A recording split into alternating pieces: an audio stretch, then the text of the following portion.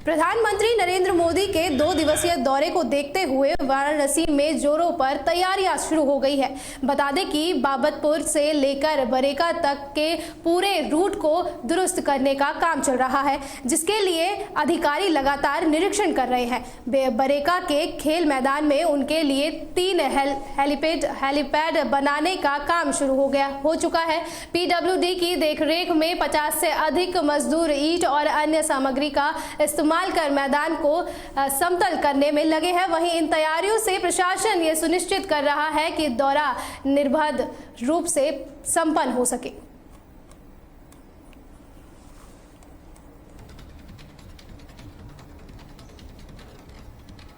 वहीं भारत निर्वाचन आयोग के निर्देश पर मथुरा में 4 नवंबर से 4 दिसंबर तक मतदाता सूची पुनरीक्षण का महत्वपूर्ण कार्य शुरू हो गया है। इस दौरान बीएलओ घर घर जाकर नागरिकों के नाम मतदाता सूची में जोड़ेंगे या सुधार करेंगे। जो भी नागरिक अपने नाम या पते में सुधार चाहते हैं वे बीएलओ के माध्यम से ये कार्य करवा सकते हैं। जिलाधिकारी चंद्र प्रकाश सिंह ने अधिकारियों की बैठक बुलाकर सभी बीएलओ को समयबद्ध और पूरी गंभीरता से ये कार्य पूरा करने के निर्देश दिए हैं। इस अभियान का उद्देश्य ये सुनिश्चित करना है कि कोई भी पात्र नागरिक मतदान के अधिकार से वंचित न रहे।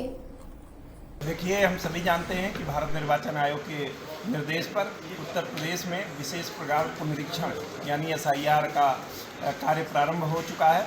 27 अक्टूबर से आज 3 नवंबर तक हमें वोटर लिस्ट और जो संबंधित प्रपत्र हैं उनको प्रिंट आउट करना था। इसी दौरान जितने भी बूथ लेवल अधिकारी हैं उनको प्रशिक्षण देना था और इसके अलावा उनको आइडेंटिटी कार्ड या अन्य आवश्यक अभिलेख भी उनको हस्तगत कराए जाने हैं। कल यानी 4 नवंबर से और 4 दिसंबर तक हर बीएलओ घर घर जितने भी मतदाता हैं उनके घर जाएगा और कम से कम 3 बार जाएगा हर मतदाता के पास और उनको इन्यूमरेशन फॉर्म 2 प्रतियों में देंगे। वो फिर मतदाता उसमें जो आवश्यक प्रविष्टि है उसको भर करके बीएलओ को 1 प्रति में वापस करेंगे। इसके अलावा जो नए मतदाता हैं वो भी अपना फॉर्म 6 या किसी को अपना नाम डिलीट कराना है फॉर्म 7 या किसी को अपना एड्रेस बदलना है या दूसरी विधानसभा में शिफ्ट होना है वो फॉर्म 8 भर करके आवश्यक अभिलेखों के साथ बीएलओ को देंगे। और बीएलओ का ये काम है कि कोई भी जो भारत का नागरिक है और 1 जनवरी 2026 को 18 साल की उम्र पूरी कर रहा है और विधि द्वारा अदरवाइज उसको अयोग्य ना घोषित किया गया हो, वो मतदाता सूची में उसका नाम शामिल किया जाएगा। किसी भी कारण से यदि कोई अपात्र मतदाता जो भारत का नागरिक। बहराइच में नगर पालिका की कार्रवाई से हड़कंप मच गया, जहां राष्ट्रीय आजीविका मिशन के तहत बने B2 बाजार पर बुलडोजर चला दिया गया। बता दें कि इस बाजार को पूर्व डीएम और सीडीओ ने स्थापित कराया था और इसकी तारीफ कई देशों के राजदूतों ने भी की थी, जिसकी नगर पालिका ने शासन के निर्देश को अवैध बताते हुए देर शाम ये कार्रवाई की, जिससे गरीब दुकानदारों का रोजगार छिन गया है। बुलडोजर चलने के बाद बेरोजगार हुए दुकानदारों ने नाराजगी जताते हुए कहा कि मोदी योगी ने रोजगार दिया, नगरपालिका ने बुलडोजर। वहीं ये पूरा मामला अपर जिला अधिकारी आवास के सामने हुआ, जिससे प्रशासन पर सवाल उठ रहे हैं।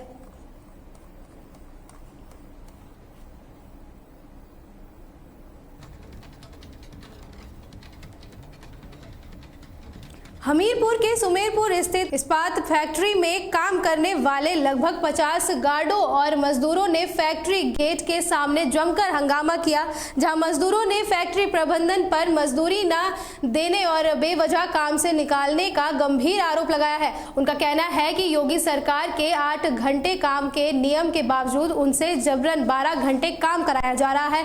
गुस्साए मजदूरों ने मौके पर पुलिस को भी बुलाया, लेकिन प्रशासन और पुलिस गरीब मजदूरों की मजदूरी दिलाने में नाकाम रहे, जिससे मजदूरों का आरोप है कि फैक्ट्री के सामने शासन के सख्त निर्देश भी बेअसर साबित हुए हैं।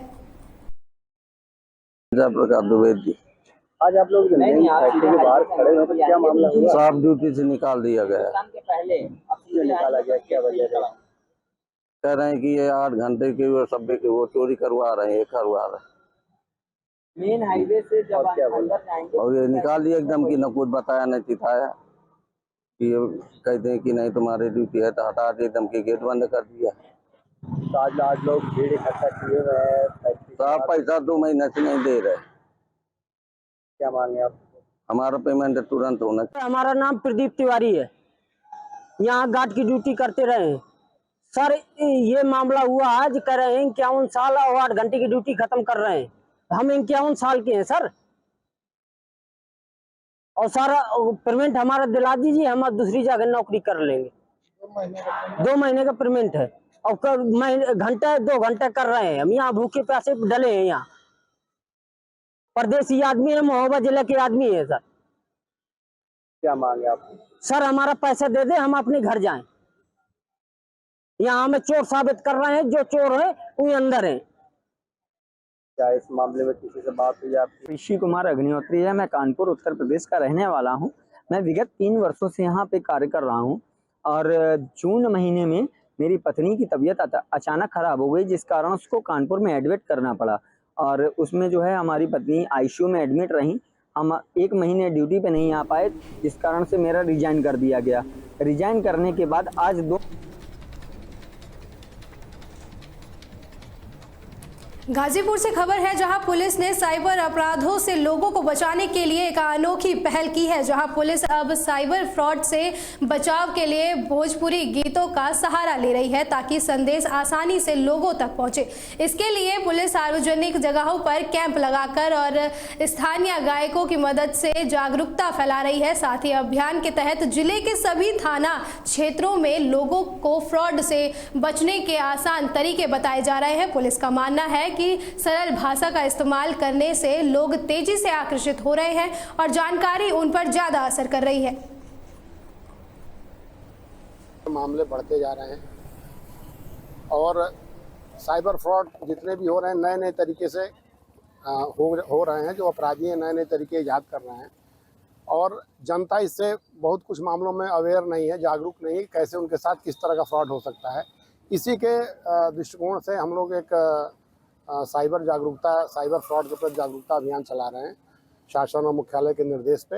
हालांकि हमारा अनवरत चलने वाली प्रक्रिया है, लेकिन अब इस जागरूकता अभियान को बड़े सघन तरीके से प्रत्येक थाना क्षेत्र और जनपद में चलाया जा रहा है। उसी क्रम में आज ये नुक्कड़ नाटक के माध्यम से हमारे यहाँ सहयोगी कलाकार राकेश जी के सौजन्य से नुक्कड़ नाटक का आयोजन किया गया था। और भी जागरूकता के हम विभिन्न प्रयास कर रहे हैं। जैसे आप रेलवे स्टेशन पे जाएंगे तो वहाँ भी आपको अनाउंसमेंट सुनने को मिलेगा, मॉल में जाएंगे वहाँ भी मिलेगा, बस स्टेशन में जाएंगे वहाँ भी मिलेगा। और हमारा प्रयास है कि जब आप सिनेमा पिक्चर देखने जाते हैं तो वहाँ भी आपको इसका एक छोटा सा जागरूकता के संबंध में संदेश आपको मिलेगा। तो हम विभिन्न रूपों से जागरूकता का प्रयास कर रहे हैं। पब्लिक जागरूक हो, साइबर से बचे और सुरक्षा ही सर्वोत्तम उपाय है, यही मेरा संदेश है। क्या अपील रहेगी सर? क्या अपील रहेगी? साइबर से जागरूकता, लोग साइबर सुरक्षा के प्रति जाने और वर्तमान में सुरक्षा ही सबसे बड़ा बचाव है। साइबर फ्रॉड किसी के साथ। अमरोहा के धनोरा स्थित सिपिया घाट पर 17 साल से लग रहे गंगा मेले का शुभारंभ क्षेत्रीय विधायक राजीव तरारा ने फीता काटकर किया। विधायक ने मां गंगा की पूजा अर्चना की और श्रद्धालुओं के लिए मेले की सफलता की कामना की। बता दें कि इस बार घाट पर बेहतर सुविधाओं के कारण मेले में 3 से 4 लाख भक्तों के आने की उम्मीद है, जिससे ये पिछले सालों से भी अधिक भव्य होगा। साथ ही मेले में मनोरंजन और खान-पान की कई दुकानें भी लगी है और इसका समापन 5 नवंबर को किया जाएगा। उद्घाटन के लिए पहुंचे, क्या कहें? ये हमारे धनोरा विधानसभा के सीपिया घाट पर बहुत पुराने समय से मेला लगता आ रहा है कार्तिक पूर्णिमा के अवसर पर।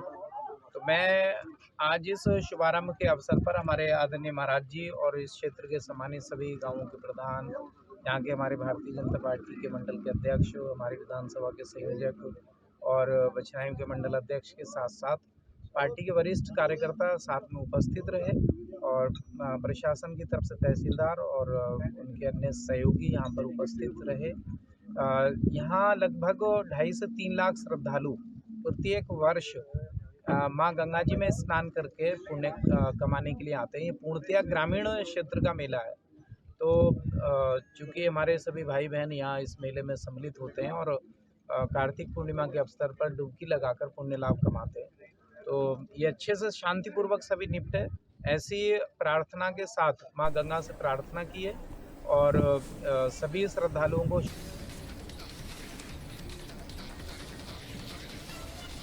बाराबंकी के देवा फतेहपुर मार्ग पर सोमवार सुबह एक भीषण सड़क हादसा हुआ है जिसमें पति पत्नी समेत कुल 8 लोगों की दर्दनाक मौत हो गई।